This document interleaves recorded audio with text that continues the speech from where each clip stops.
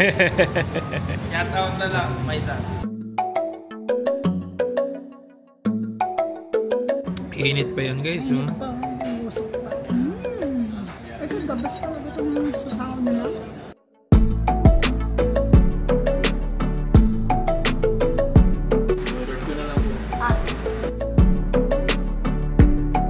Sabi ko na nga ba, ito perfect. Soba noodles.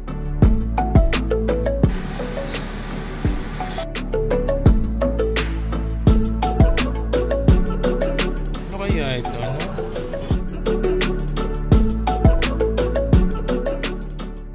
Ano, screw.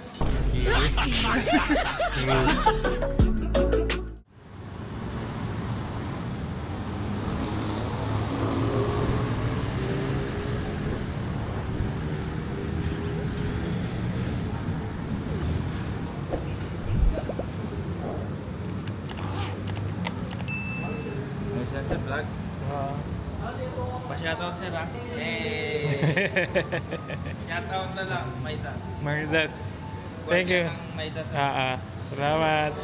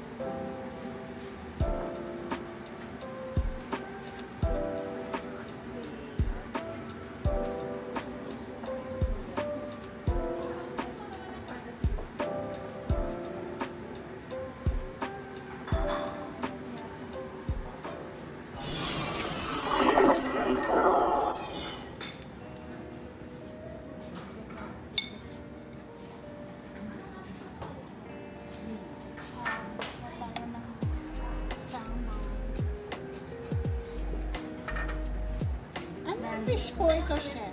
Hindi ko mo ka rin ito, ano? Ano ma'am? Saba po. Yung process mo nasa table. Nasa table. Okay. Talaga ang gym. Okay, thank you.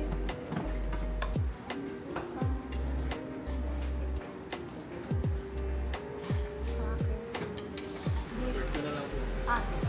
Beef lang po. Ano to? Pork? Chicken breast. Ito. Beef din po. Hindi may asparo. Ito na lang. Sige ma'am, ilan po? Ako lang po. Sige. Anin na lang. Ani. Then this one, kuya. Ito. Anong tawag dito? Tenderloin po na. Tenderloin. Brazilian. Nasa paano? May tipanya rin pala Saan po sila kayo nakaupo, dito. sir? Doon. Sa tabi ng salad. Sige, sige.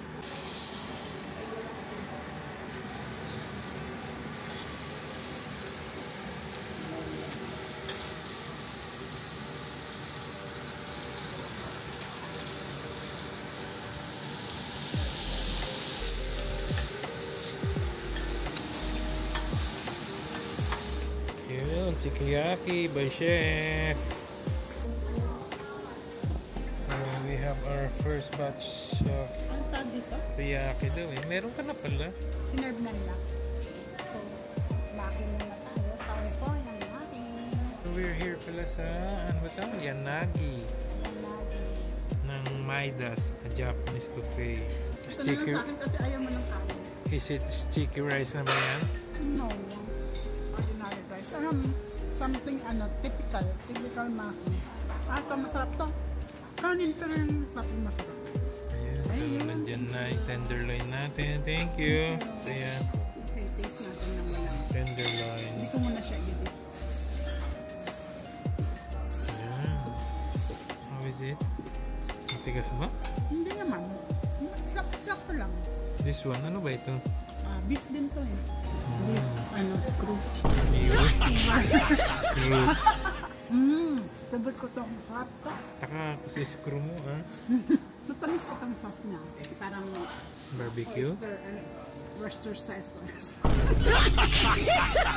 Ito gusto ko yung may, parang, anong tawag dito sa Celery? Celery ba yan? I don't know. Sarap. Yan ang gusto ko. Try ko guys, ah. Okay, Try natin ito. Tempura. Juicy siya, juicy. Sarap niya. Sarap no? Sarap, Yan, grabe. gusto ko yan.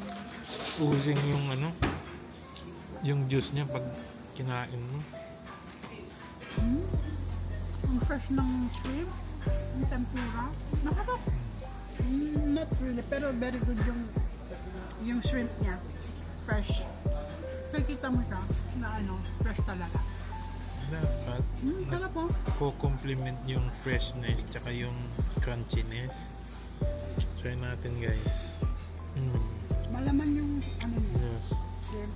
Yung niya, butter niya, hindi siya ganun ka crunchy, pero okay na rin. And then, yung shrimp, sarap, fresh siya. Sarap. So, ayan guys, that's it. Try natin tong tenderloin nila. Papasaba sa ating preference. Bagong bagong luto to dun sa tepanya nila. Hindi naman siya ganun katigas. Sakto lang. Pero hindi siya masyadong malambot. Sakto siya. Good. Pati yung sauce na, for me, good din. And this one, ito guys, saba na ito yung parang medyo maasim-asim. So, meron sila dito, ganito. And then yung sashimi. Lagi na nating nakakain tuna and salmon. Itong bago, saba na sashimi. Try natin guys. Good. Very good. Sarap. Sabi ko naman ito yung medyo maasim. Good siya. Yummy. At the same time, mali pala yung pinagsawsawan ko. Sauce pala ng tempura ata to. Wait lang guys, mag-prep lang ako. Akala ko prepare na eh, Diyos ko. Kaya ba't parang hindi siya kato. Oh well, pero masarap guys yung saba nila. And then, ito, this one guys. Better try nyo ito. Yung nasa parang toothpick na ang juicy nito guys, beef siya. Tapos skewer beef na merong I think ito sitaw Parang sitaw na rinap. Hindi ko masyadong makita guys eh. Oo, sitaw. String beans. Very good talaga. Grabe, yung juice niya oozing. I love it. Grabe. So, ayun guys, oh. Squid. Binigyan tayo ng ano ba yan? Squid. Oo. Linuto sa kay kuya sa Tipan. Sarap. Tsaka, sarap ng sausawan. Ano ba yan? Sukat? Fresh na fresh to. Itong Oo, malambot. parang as you can see, para siyang yung baby squid pa. Liliit pa eh. Kaya Malambot. siguradong ano yan, malambot. Tsaka the best siya sa ano, sa sausawan. Perfect. So far, halos lahat ng sinaserve sa amin. Lahat very good. Wala pa kaming natikman na hindi pa siya ganun ka And this one, try ko ito. Kung papasaba sa ating medyo this one siguro tayo magkakaroon ng yung sa texture nung parang yung pancit noodle niya parang overdone na. Mababag na kasi. Sarap. In light soy sauce lang siya. Tapos nagko-complement yung lasa ng sukiyaki beef. Saktong-sakto yung taste niya. So this one pala, salmon aburi daw, sabi ni Chef. Sa akin, maguro. Sa akin, maguro. Maguro kalpao. Sige, get lang. Para ma-try natin. So sa akin, get ako ng get ako ng kanilang Niku curry. Try natin ng Japanese curry. Ano to, Chef? Beef ba to? Yes po. Ayun. So far, lahat ng natikman pa namin dito, talagang quality. Wala pa tayong medyo natikman na guys. Ito na ang curry natin. Later, order ulit tayo ng yung beef nila. Ito, Beef asparagus. asparagus pala yun. Nasa gitna niya na vegetable. So, ayun pala guys, hindi pala string beans yun, asparagus pala. So, thank you, Chef, sa info. Thank you. Sa kasalan.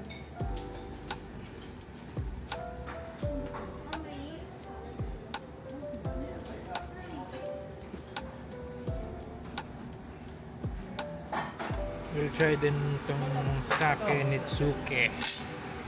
Sake nitsuke. It's a fish ata. Okay. Mga 2 pieces siguro. Beef. Good. Serve ko na lang. Parang meron siyang sesame oil. Let's try guys. Sake nitsuke. So eto guys. Ito yung kinuha nating sake nitsuke. Para siyang tuna. Let's try. Hindi natin ma-distinguish kasi na siya color brown na siya Try natin. Grabe, sarap. Salmon siya. I think salmon. Kasi iba yung ng tuna Medyo matigas-tigas pag tuna. Medyo sweet siya na meron siyang konting sesame oil. Sarap guys. Oh my god, yummy. Yung salad, potato salad, and sake salad. Potato salad. Masarap pa, potato salad, masarap. Ayun, thank you kuya. Ayun. Another round. So, ayun pala guys, yung tempura nila dito, rini-request. So, hindi nyo siya siguro makikita dito sa kanilang buffet area. Kailangan nyo siyang request. Ayun guys. Mustard dressing, nila. Sarap nito. Lang siya, parang fresh lang mo. Konti lang siguro nilagay kung sesame kaya. Nalalasahan ko yung fish. Ito, masarap yung dressing talaga. So ito guys, try natin itong sake and maguro. Para siyang salmon na with oil. Parang siya, sardine, parang ginawang sardines, yung Spanish style sardines, parang gano'n. Try natin guys kung anong taste niya. Ganon, salmon na meron siyang light na sesame oil and a little bit of soy, light soy. Simple siya pero masarap. So ayan guys, try natin itong kanilang soba. Buka tayo para may share namin sa inyo kung anong taste ng soba nila. Ayan. Yung soba pala ay ibig sabihin nun ay thick noodle. Ayan. Try natin yung 2 servings.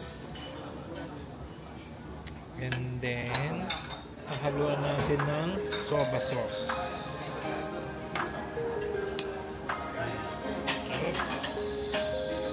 Little bit lang, and then some onion chives.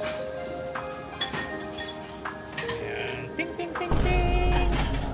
There you go. Spring onion pala yan, hindi onion chives. So ayan, and kuha tayo later ng ito guys, wakame salad. Get tayo ng wakame salad. Ano kaya ito, no? Leaves. Ayun guys, wakame salad. Let's try. Parang siyang leaves with sesame seeds. And then, yun lang siguro guys, no? Kasi kanina natikman na nila ito. And then yung potato salad. Para may share namin sa inyo kung ano yung taste nitong wakame salad. Para siyang leaves lang, no? Parang seaweed with mayo. Namatay na yung squid. Binastak na lang. Init pa yan guys, no?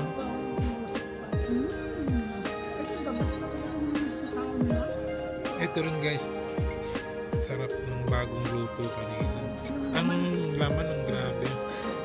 Yun ang pangbato talaga yung laman. Siguro mga score namin ng mga 8 to siguro. Kasi medyo bumaba sa dun sa butter, yung butter na. Pero yung shrimp, everything was good. Ito na guys, try naman natin kanilang soba noodles. Try natin kung sakto lang ba yung kanilang soba sauce para may share namin sa inyo guys. Ewan ko kung cold ito cold soba. Sakto siya. Very good. Light din yung soy. And then yung taste nung soba noodles ay sarap siya guys. Hindi siya yung sagi na saktong-sakto lang. Yung taste nung parang may taste ng parang sake ata. Parang ganun. Parang may wine siya yung taste niya. Parang masarap siya. Ang masasabi mo sa kanilang buffet. Hindi siya ganun kadami for yung dishes.